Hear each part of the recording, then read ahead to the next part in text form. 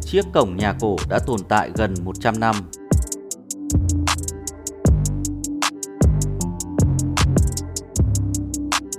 Các bộ phận cấu thành vẫn còn đầy đủ và khá nguyên vẹn.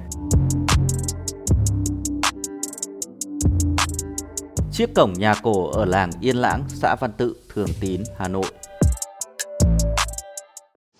Vì nhiều lý do khác nhau, những ngôi nhà được xây theo lối kiến trúc cổ của người Việt cho đến nay không còn nhiều.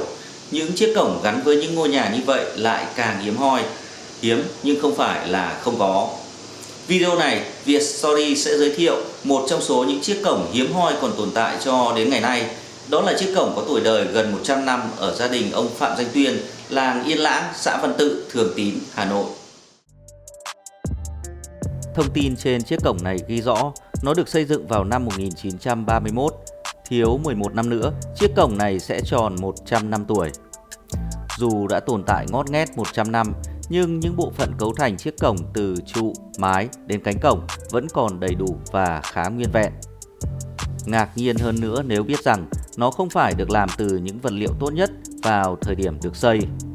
Ông Tuyên kể rằng ông cụ thân sinh ra ông, người xây chiếc cổng này, vốn là một người thợ làm gạch nung truyền thống.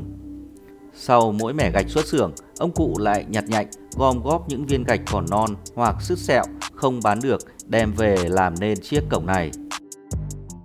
Tức là muốn tôi trình lập để nấu gạch, có gạch, đun gạch. Vâng. Thế xong rồi thì bán. Ông làm gạch nung ấy ạ. Bố tôi ấy. Vâng, ông ấy. Vâng. Thế xong rồi thì nó sau thì không bán nữa, được thì mang về. Mang về thì cứ làm của mình ra cái làm của được chỗ nào để làm. Thì cái đấy là gì? Đâu trông xấu nó không phải là cái gì tốt lắm đâu. Toàn các cái vỡ nó non. Đấy. Thế cho nên cái chỗ ấy chúng tôi các cháu nó bảo là nó cũng đâu phá có ra không có gì đâu. Trước tuần thì ông bỏ các cái cũ vào làm. Có lẽ những viên gạch còn non hoặc sứt sẹo được gom góp bởi người thợ làm gạch nung năm xưa đã được bao bọc bởi một lớp vữa cực tốt mới có được sức sống lâu bền cho đến tận bây giờ. Dù đã bị hư hỏng một phần, nhưng lớp vữa xây cổng về cơ bản vẫn giữ được hình hài ban đầu. Thậm chí, những họa tiết đắp nổi vẫn còn khá sắc cạnh. Hai cánh cổng gỗ cũng phải được tạo nên từ loại gỗ cực tốt, nên nắng mưa suốt gần một thế kỷ cũng chưa thể phá hủy được.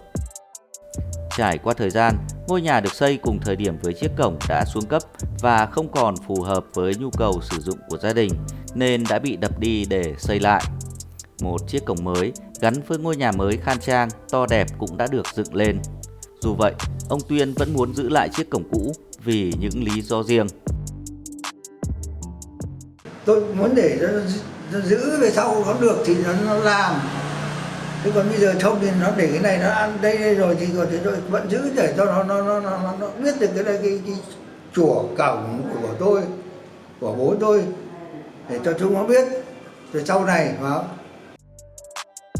Cấu thành chiếc cổng cổ ở thời điểm hiện tại, ngoài phần trụ, mái, cánh cửa còn có một dàn hoa sử quân tử quấn quanh.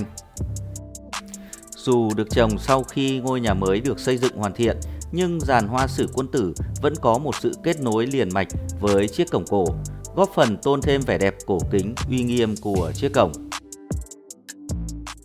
Hiện tại thì chiếc cổng cổ không còn là một chiếc cổng đúng nghĩa, có nghĩa là nó không còn thường xuyên được mở ra đóng vào cho người nhà hoặc khách khứa qua lại nữa. Xét về công năng sử dụng, nó chỉ như một đoạn tường rào của ngôi nhà mới. Nhưng ở một khía cạnh khác, chiếc cổng cổ còn là một cây cầu nối giữa các thế hệ trong gia đình ông Tuyên.